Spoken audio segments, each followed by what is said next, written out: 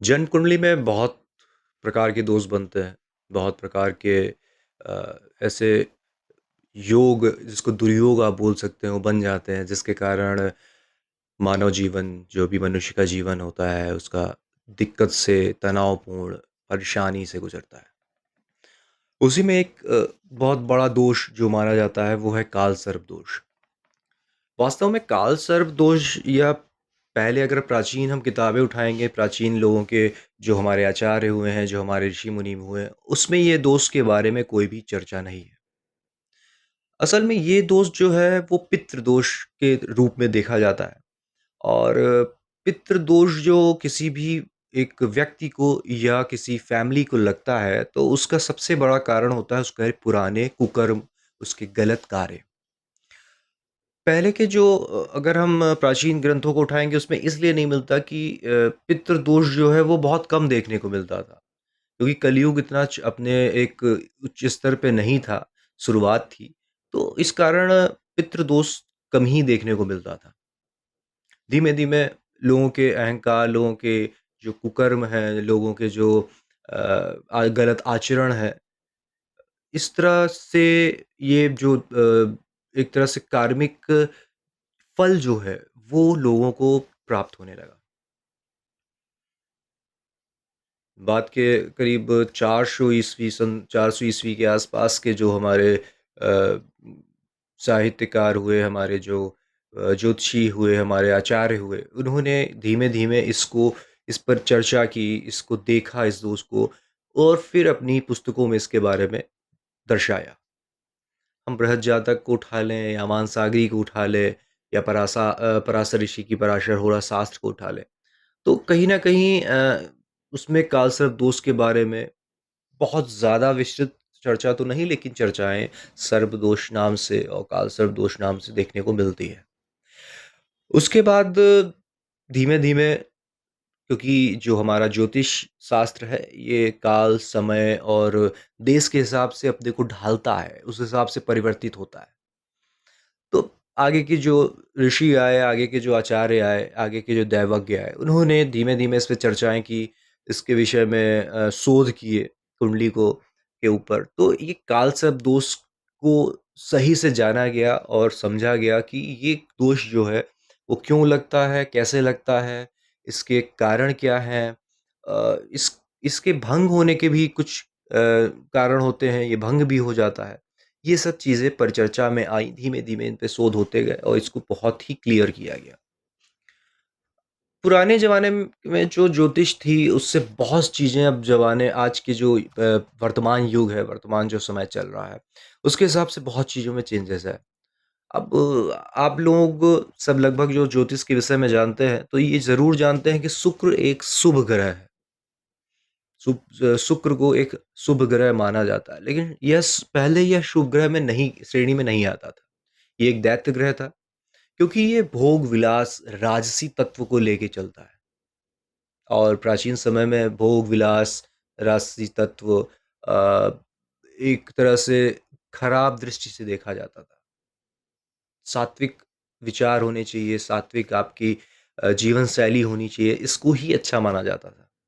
लेकिन धीमे-धीमे परिवर्तन हुआ। अब अगर आप के पास भोग-विलास की वस्तुएँ नहीं हैं, तो आपको दुनिया में खराब स्थिति में देखा जाएगा। तो इसी तरह कालसर्प दोष भी धीमे-धीमे लोगों के सामने आया और ये एक्चुअल में एक खराब दोष की संज्ञा इसको दी जा सकती है, इसमें कोई भी शंका नहीं है। कालसर्प दोष बनता कैसे है, इसको जानना ज़रूरी है। कुंडली में आजकल जैसे देखा जा रहा है तो हर 10 कुंडलियों में 1 कुंडली में काल सर्प दोष ज़रूर मिल जाता है। काल सर्प दोष का जो कारण है वो राहु और केतु है। नॉर्मल परिभाषा जो अगर आप जानेंगे एक सामान्य सी उसके बारे में सामान्य से तो उसके जानने के लिए आपको इतना जानना है कि राहु और केतु के बीच में अगर और सातों ग्रह आ जाते हैं तो यह काल सर्प दोष लग जाता है। अब काल सर्प दोष कई तरीके के होते हैं। अगर ये राहु और केतु जो आमने-सामने ही रहते हैं, ये कुंडली को 2 भागों में विभाजित करते हैं और इन्हीं के बीच में जब सारे ग्रह आ जाते हैं, तो काल सर्प दोष लगता है। अब अगर राहु प्रथम भाव में है तो केतु सप्तम भाव में होगा, तो कालसर्प दोष जो है वो अलग होगा। अब राहु अगर मान लीजिए द्वितीय भाव में है और आपका केतु अष्टम भाव में है तो कालसर्प दोष की संज्ञा अलग होगी, उसके परिणाम भी अलग होंगे। और सबसे खास बात कि उसके एक्टिव होने का जो वर्ष होगा, जो उसकी क्या बोलते हैं अपना उसका जो हम कह सकते हैं कि कालसर्प दोष का जो समय होगा आपके जीवन में, वो इसी से निर्धारित होगा कि आपका राहु और केतु किस जगह किस भाव में स्थित है। अब 12 राहु केतु के जो से बनने वाले जो कालसर्प दोष होते हैं वो 12 तरह के होते हैं। अलग अलग नाम है, उतना चर्चा करूंगा तो ज़्यादा हो जाएगा।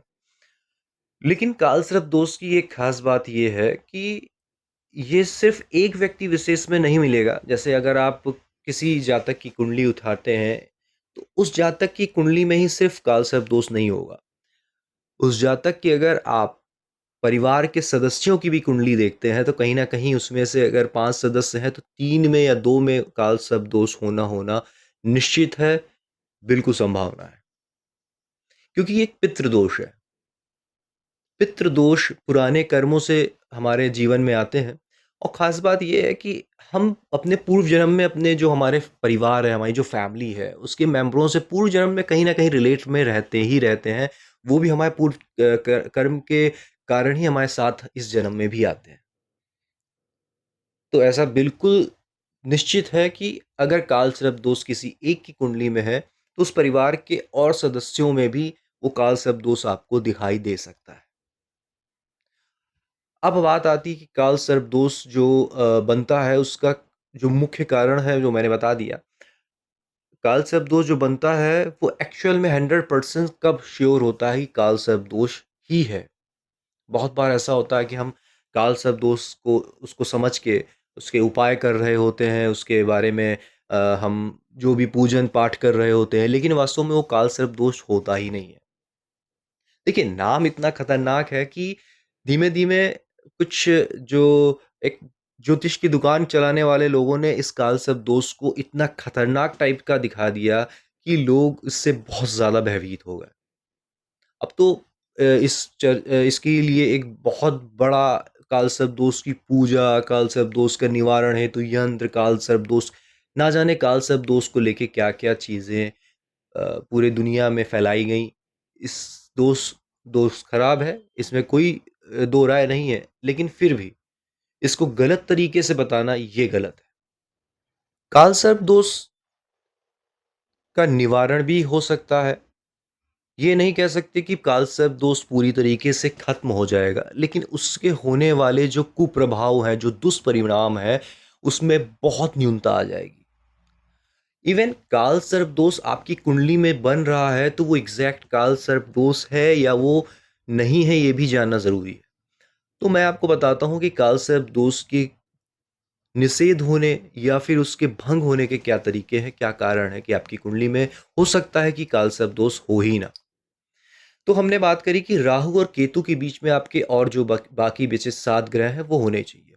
देखिए, लॉजिकली अगर आप देखेंगे तो जब भी राहु और केतु के बीच में जब सारे ग्रह आते हैं तो एक पार्ट कुंडली का पूरा ग्रहों से भरा होता है, दूसरा पार्ट जो है वो ग्रहों से बिल्कुल खाली होता है।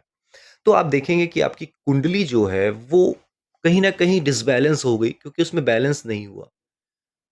12 भाव जो होते हैं उनको बीच में एक तराजू के नोक की तरह कार्य करता है राहु और केतु का ये जो आमने सामने का होने का सिस्टम है। अगर अब सारे ग्रह एक ही तरफ बैठ गए तो सीधी सी बात है, कुंडली का एक पक्ष पूरा का पूरा खाली हो गया। तो वहां पे ये साधारण सी बात है कि दिक्कत आएगी। लेकिन इसमें भी एक नियम है कि अगर राहु और केतु के बीच में 7 ग्रहों में से एक ग्रह भी अगर राहु केतु की पकड़ से, राहु और केतु के जो ये आधा चक्र बन रहा है उससे बाहर है, तो ये कालसर्प दोष भंग हो जाएगा, कालसर्प दोष नहीं लगेगा। उसके बाद भी दिक्कत इसलिए थोड़ी सी बनी है क्योंकि आपकी कुंडली कहीं ना कहीं एक तरफ की जो है उसका पलड़ा भारी है, दूसरी तरफ का पलड़ा जो है वो थोड़ा सा डाउन हो रहा है क्योंकि उस तरफ कोई ग्रह ज्यादा नहीं है।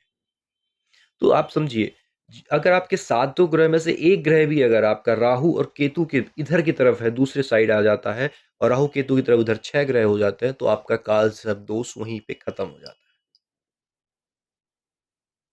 दूसरा भंग होने का एक कारण और है, राहु और केतु आमने-सामने होते हैं। अब बात आती है कि अगर राहु के साथ कोई ग्रह बैठा हो या केतु के साथ कोई ग्रह बैठा हो, तो क्या काल सर्प दोष लगेगा? उसमें ये देखना पड़ेगा कि राहु की डिग्री क्या है और केतु की डिग्री क्या है। अब मान लीजिए राहु प्रथम भाव में है, केतु सप्तम भाव में है, राहु के साथ अगर आपका मान लीजिए बुध बैठ गया या फिर आपका शुक्र बैठ गया। राहु की डिग्री है 9 डिग्री, जो उसका अंश बल है वो 9 डिग्री है और आपके जो मान लीजिए शुक्र उसके साथ बैठ रहा है, उसका अंश बल 12 डिग्री हो जाता है। तो यहाँ पे भी राहु डाउन हो जाता है और आपका काल सर्प दोष भंग होता है। काल सर्प दोष जो आपका है उसकी भंग होने से आपके जो कालसर्प दोष की जो दुष्परिणाम है, जो उसके खराब आपको फल मिल रहे हैं, वो बहुत कम हो जाते हैं या ख़त्म ही हो जाते हैं या वो एक्टिव ही नहीं होता है। अब बात आती है कि कालसर्प दोष एक्टिव कब होता है? कालसर्प दोष जो है वो हमारे लाइफ़ में कब तक रहता है, कितने समय तक रहता है? तो पहले तो आप ये जान लें कि आपकी कुंडली में काल सर्प दोष है कि नहीं। अगर आपको परेशानी है तो इसके बारे में किसी से चर्चा करें, कोई अच्छे ज्योतिष से या फिर आप हमसे भी कॉन्टैक्ट कर सकते हैं। काल सर्प दोष अगर अब आपकी कुंडली में है तो उसके लिए हम ये जानें कि वो कब कब एक्टिव होगा या कितने समय तक एक्टिव रहेगा। तो उसके भी तरीके हैं जानने के कि पहले तो ये देखिए कि आपका राहु केतु किस भाव में है। तो आपका काल सर्प दोष जो एक्टिव कितने वर्षों तक रहेगा ये देखना बहुत ज़रूरी है। तो आप सीधी-सी बात, तो थोड़ा बहुत आप इसमें अपने कुंडली में अगर आप देखते हैं, अगर मान लीजिए राहु आपका प्रथम भाव में है और केतु सप्तम में है, तो आपका जो ये काल सर्प दोष है करीब 27 वर्ष तक की आयु तक आपके जीवन में रहता है। दूसरा ये है कि अगर सेकंड हाउस में राहु है तो तो ये मान के चलिए 33 वर्ष की आयु तक आपके जीवन में रहेगा। इसी तरह थर्ड भाव में है तो 36 वर्ष तक रहेगा, चतुर्थ भाव में है तो 42 वर्ष तक रहेगा, पंचम भाव में है तो आपका करीब 48 वर्ष तक, मतलब ये आपकी जो मिनिमम इसकी आयु है आपकी कालसर्प दोष की, वो 27 साल मिनिमम है और मैक्सिमम ये जाती है आपकी मृत्यु पर्यंत, जब तक आप जीवित हैं। तो आपको ये जानना बहुत ज़रूरी है कि मेरा जो ये कालसर्प दोष है वो कब तक एक्टिव है। अब मान लीजिए आप 50 साल के हो गए हैं और आपके जो थर्ड हाउस में राहु था और आपके जो केतु है वो आपके नवम भाव में था। तो आपका 36 वर्ष तक आपका कालसर्प दोष का निस्तारण हो गया और ख़त्म हो गया, अपने आप ख़त्म हो गया, लेकिन आप उसके लिए परेशान हैं तो कोई मतलब नहीं। बहुत बार यही होता है कि आप कालसर्प दोष के लिए पूजा कर रहे होते हैं, आप उसके लिए उपाय कर रहे होते हैं, लेकिन कहीं न कहीं कुंडली में कोई न कोई और दोष जो ऐसा होता है, वो आपको परेशान कर रहा होता है। क्योंकि कालसर्प दोष ही ऐसा दोष नहीं है जो आपको आर्थिक, शारीरिक, मानसिक परेशानियाँ दे। कालसर्प दोष अगर आपकी कुंडली में पूर्ण तरीके से एक्टिव है, तो वो आपको बहुत से दुखदाई कष्ट देता है। आर्थिक परेशानी, शारीरिक परेशानी, आपको मानसिक परेशानी, धन के आवागमन कम हो जाता है, वैवाहिक जीवन अस्त-व्यस्त हो जाता है, आपकी संतति से आपको कष्ट मिलता है, आपके परिवार में हमेशा कलह बनी रहती है, आपके नुकसान होना, आपको रोज़ हर समय आपके शरीर में कोई न कोई रोग बना रहना, ये सब बहुत सी दिक्कत है। दिक्कतें बहुत हैं, किसी न किसी तरीके से आपको दुःख मिलना है, ये निश्चित है। उसमें कुछ भी हो सकता है, उसमें आपका मानसिक रूप से भी आपको दुःख मिल सकता है, शारीरिक रूप से मिल सकता है या फिर आर्थिक रूप से भी। 3 ही तरह के दुःख होते हैं, 3 ही तरह के सुख होते हैं। सुख भी इसी से होता है, दुःख भी यही है। तो मैं बात कर रहा हूँ कि आपकी कुंडली में अगर कालसर्प दोष है, तो वो कब तक एक्टिव रहेगा? तो मैंने जैसा बताया कि हर राहु केतु के आमने-सामने का जो भाव बदलते हैं, तो आपका कालसर्प दोष की जो आयु है, वो एक्टिव होने का जो समय है, वो तय होता है। मैंने आपको बताया भंग कब हो जाता है और दूसरी चीज़ अब बात करते हैं राहु और केतु जो है, इसके कारण ही आपको काल सर्प दोष क्यों होता है। उसका भी कारण है कि राहु और केतु को सर्प की संज्ञा दी गई है। ये जो नाम पड़ा इस दोष का, इसका कारण ही था कि ये राहु और केतु से बनने वाला दोष था। और इसको इसकी संज्ञा जो पहले हमारे प्राचीन ऋषि मुनियों ने राहु केतु को सर्प की तरह माना, एक नाग की तरह माना है। आपका जो राहु है वो सर है सांप का, और जो आपका केतु है वो पूंछ है। अब राहु की जब वक्री गति होती है और उसके जो एनर्जी रिलीज होती है वो केतु तक जाती है, तो सारे ग्रह जो हैं वो राहु की ऊर्जा से कहीं ना कहीं प्रभावित होते हैं, उसकी छाया दृष्टि से प्रभावित होते हैं और आपको कष्ट देते हैं। ये भी एक कालसर्प दोष का जो खराब होने का कारण इसी को भी माना जाता है। अब हम बात करते हैं कि इसको सही कैसे किया जाए। देखिए, कालसर्प दोष को ठीक करने के लिए या उसको खत्म करने के लिए या उसके निवारण के लिए बहुत से उपाय हैं, क्योंकि जब परेशानियां पैदा होती हैं तो उपाय भी बनते ही हैं। बहुत बड़ा उपाय, सबसे मेन चीज़ है कि आपको ये पता करना है पहले तो कालसर्प दोष एक्टिव है कि नहीं। अगर है तो उसके लिए आपको सबसे बढ़िया उपाय, जो मैं पहला उपाय बता रहा हूँ, वो है शिव जी की आराधना, शिव जी की पूजा। तो आपको करना क्या है, ये जानना बहुत ज़रूरी है कि आपको ये कार्य जीवन पर्यंत करना है, अगर कालसर्प दोष आपके कुंडली में उपस्थित है तो। और जो आपके सदस्य हैं परिवार के, उनकी कुंडली भी आप देखिए कि उसमें भी कालसर्प दोष तो कहीं एक्टिव नहीं है, ज़्यादा एक्टिव नहीं है, कितने वर्ष तक एक्टिव है। तो उस हिसाब से भी उसका कार्य किया जाना चाहिए, उनको भी पूजा, उस तरह के उपाय करने की ज़रूरत है। प्रत्येक दिन शिव की आराधना, शिवलिंग की पूजा ज़रूर करनी चाहिए, और कोशिश करें ऐसे मंदिर अगर आपके आसपास हो जहाँ पर शिवलिंग के ऊपर नाग स्थापित हो। बहुत से शिवलिंग पे नाग नहीं होते हैं, बहुत से शिवलिंग पे नाग स्थापित होते हैं। तो उस शिवलिंग की आप पूजा करें, वहाँ पे नाग की पूजा ज़रूर करें। उसको आप हर सोमवार दूध चढ़ाइए, अगर हो सके तो हर दिन, नहीं तो हर सोमवार उसको दूध से अभिषेक ज़रूर करें। हर पंचमी में नाग की पूजा करने के लिए आप चांदी के नाग 2 छोटे-छोटे जोड़े जो होते हैं वो बनवा सकते हैं, लेकिन अगर नहीं ऐसा हो सकता है तो आप आटे को लीजिए, आटे की लोई बनाइए, उससे 2 जोड़े चांदी के छोटे नाग बनाइए। उसको हर पंचमी को आप, जब भी आपकी पंचमी महीने में लगती है, जब भी आती है, चाहे वो शुक्ल पक्ष की हो, चाहे वो कृष्ण पक्ष की हो, उसमें जाकर आप इस नाग को जो जोड़े हैं उसको शिवलिंग पर रखिए, उस पे काला तिल अर्पित कीजिए और अपने जो आपके आराध्य हैं उनकी पूजा करिए। इसके बाद आता है कि आप इसके निवारण के लिए जो आप पूजा पाठ करा सकते हैं, तो उज्जैन का पवित्र मंदिर है, शिव जी का मंदिर है, महाकालेश्वर है, वहाँ पे आप जाके इसकी पूजा करवा सकते हैं। आप और भी कई मंदिर हैं, मैं डिस्क्रिप्शन में सारे मंदिरों के नाम दे दूँगा, वहाँ पे भी कालसर्प दोष की पूजा होती है। लेकिन इसे अ, खत्म करने के लिए अगर आप कोशिश कर रहे हैं तो ये खत्म नहीं होता, इसको आप सिर्फ रोक के रख सकते हैं। आप हर दिन आपको क्या बोलते हैं, भगवान शंकर की पूजा ज़रूर करनी है। और भी कई उपाय हैं, जैसे शिव आराधना हो गई, शिव चालीसा का पाठ करना हो गया।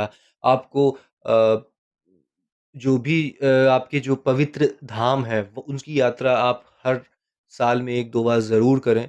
इससे काल सर्प दोष की मुक्ति ज़रूर मिलती है। और मैं एक चीज़ और बताना चाहता हूँ कि काल सर्प दोष होते हुए भी ऐसा नहीं है कि आपकी ज़िंदगी बिल्कुल ख़राब हो जाएगी, जीवन नीरस हो जाएगा, जीवन में कुछ बचेगा नहीं, ऐसा बिल्कुल नहीं है। बहुत लोगों के काल सर्प दोष होते हुए भी उन्होंने दुनिया में उन्होंने अपना नाम कमाया, पैसा कमाया, अपनी इज़्ज़त कमाई। बहुत-बहुत महापुरुष हुए, नेता हुए, अभिनेता भी हुए। ऐसे बहुत से महात्मा संत भी हुए जिनकी कुंडली में काल सर्प दोष था। हाँ, ये ज़रूर है कि उनका कोई न कोई ऐसा पक्ष जीवन का, कोई न कोई ऐसा पहलू, कोई न कोई ऐसा क्षेत्र रहा था, जहाँ से वो दुखी हुए, और वही दुःख उनके लिए सबसे बड़ा ज़िंदगी का नीरसता, कि उनके खुद के लिए ज़िंदगी का सबसे दुःख कष्टकारी चीज़ थी। अब कोई हो सकता है कि कई क्षेत्र में बहुत अच्छा था, लेकिन कई क्षेत्र में खराब था। अब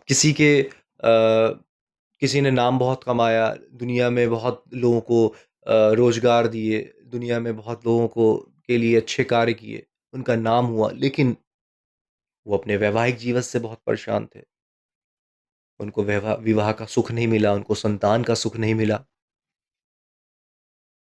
कुछ लोगों ने धर्म के बहुत प्रचार-प्रसार किया, धर्म के बारे में लोगों को बताया, धार्मिक गुरु बने, लेकिन उनके जीवन में धन नहीं था। उनके जीवन में सुख शांति का अभाव था, उनको सही से सोने तक को नहीं मिलता था, खाने को नहीं मिलता था। ऐसे भी कालसर्प दोष के आपको उदाहरण मिल जाएँगे। तो कालसर्प दोष आपको ज़िंदगी में ख़त्म कर देगा ऐसा नहीं है, आपको ये उठाता भी है। अगर हम कालसर्प दोष के बारे में बात करें तो बहुत कुछ डिपेंड करता है कि आपके ग्रहों की दशा क्या है, उनकी स्थिति क्या है, उनकी चाल क्या है, उनकी महादशा में वो क्या इफ़ेक्ट डालेंगे, ये भी बहुत अ, मैटर करता है कि कालसर्प दोष आपका कैसा होगा।